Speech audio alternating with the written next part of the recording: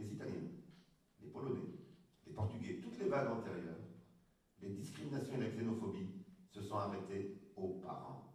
Les enfants étaient regardés comme des Français, étaient regardés comme complètement banalisés.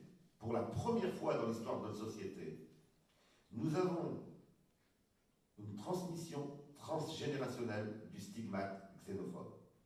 Ça, c'est complètement nouveau. Et donc, il faut avouer, il faut être humble devant cette question-là, il faut se mettre au travail. Il n'y aura pas de règlement par le temps. Nous nous retrouvons dans la même situation que les États-Unis avec les Noirs américains descendants d'esclaves, dans lequel le stigmate xénophobe lié à l'esclavagisme se transmet de manière transgénérationnelle.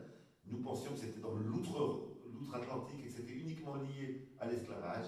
Eh bien, pour la première fois, nous le vivons ici, mais lié cette fois-ci non pas à l'esclavage, lié sans doute au fait qu'il y a une histoire commune qui est la colonisation. Et donc ça, c'est dramatique. Parce qu'auparavant, les discriminations étaient liées, c'était déjà scandaleux, mais c'était limité à ceux qui arrivaient pendant 10 ans, 15 ans, 20 ans, et puis après, ça disparaissait.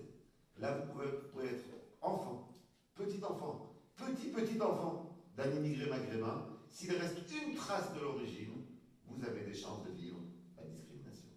Ça, c'est une spécificité qui est nouvelle et qui explique que si nous n'agissons pas dans les 10, 15, 20 ans qui viennent, nous risquons d'avoir un processus à l'américaine dans lequel la hiérarchie des places sociales correspond à une hiérarchie des couleurs. Et c'est ce qui est en train de se construire.